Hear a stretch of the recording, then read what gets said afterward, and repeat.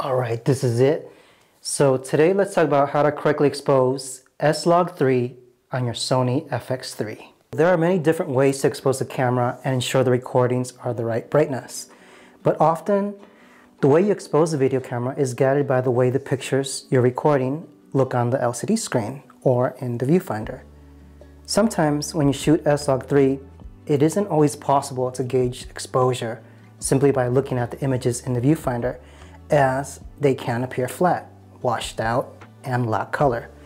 So in this video, I hope to offer some alternative ways to set and check the exposure of SLog3 when you're shooting on the FX3.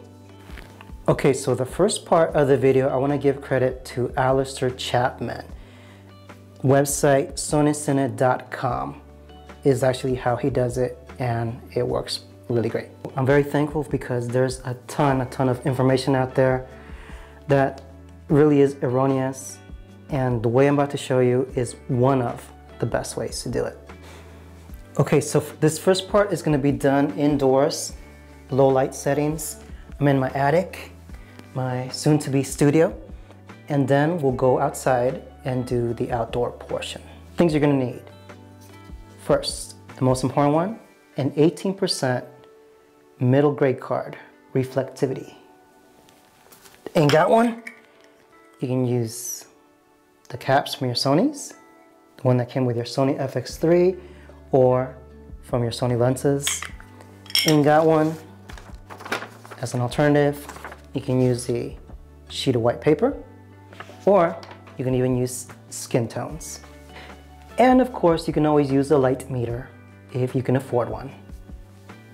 All right, so next up, you need to know the brightness levels. So showing you right here, hopefully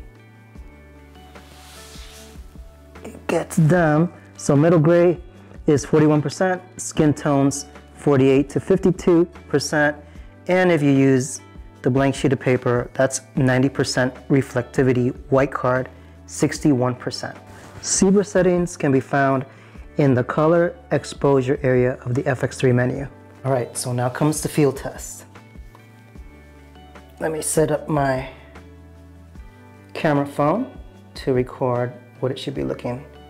See these little zebra signs on the gray card? That's actually what you're looking for. And that is the correct way to expose your camera. However, I recently ran into a video titled How to Use SLog3 and Cine EI Cinema Line FX3 30 Sony Alpha. Came out about a year ago. It's on the Sony camera channel. It's focusing on me. Here we go. This is the final image. It was shot under relatively low light and graded in post-production using EI. Our goal is to capture smooth shadow gradations with the lowest possible noise. So we set up our lighting or ND filters to overexpose the scene by about 2 stops. This makes our monitor image much too bright. To compensate, we use the camera's EI adjustment to reduce monitor brightness by about the same amount, so we can monitor the image at about the brightness it will be at after grading. In order to apply EI adjustment to the monitor image, the LUT must be turned on. Then we can lower the EI by 2 stops. It is important to remember that the EI we set here only applies to the monitor image and not to the recorded data. The actual recorded data is still overexposed by 2 stops. If you turn off the display LUT, the EI adjustment will also be turned off and the monitor image will be too bright once again. And guess what? I've been exposing wrong this whole time.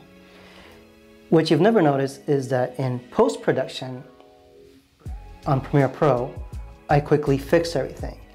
So even though I thought on the viewfinder that's exactly what it's going to look like in post-production, that's not entirely true. So in order to view exactly what it's going to look like on your ND filter, your variable ND filter, you're going to overexpose by 2 clicks. To compensate, you're going to use the camera's EI adjustment. go down 2 stops because your monitor is actually brighter than it actually is. And in order to do that, you got to turn on your LUT, the lookup table. Then you can lower the EI by 2 stops. Up next, let's go outside and see how that works.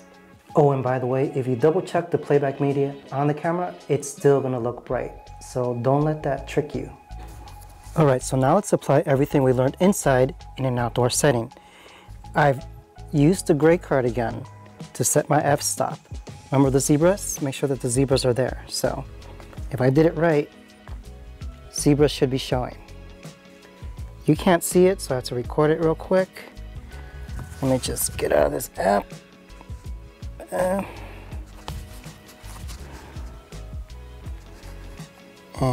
one moment.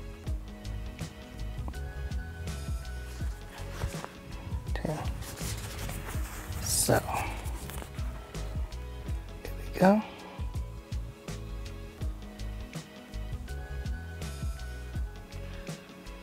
It's so bright outside I can't see anything, but zebras should be showing.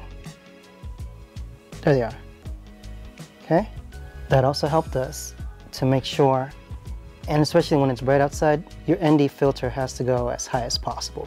Mine's on 5, that's the highest for mine, but maybe yours is higher if you have the other ones that are higher than that. And there you have it. That's the correct way to expose SLog3 for Sony FX3.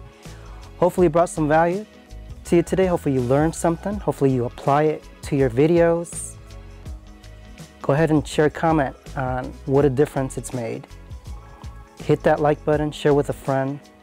Don't forget to subscribe and hit those notification bells so you don't miss out on my videos, as I'll be making more how-to videos to help you on your journey in being a content creator, a vlogger, or a YouTuber. Other than that, signing out. We'll see you in the next one.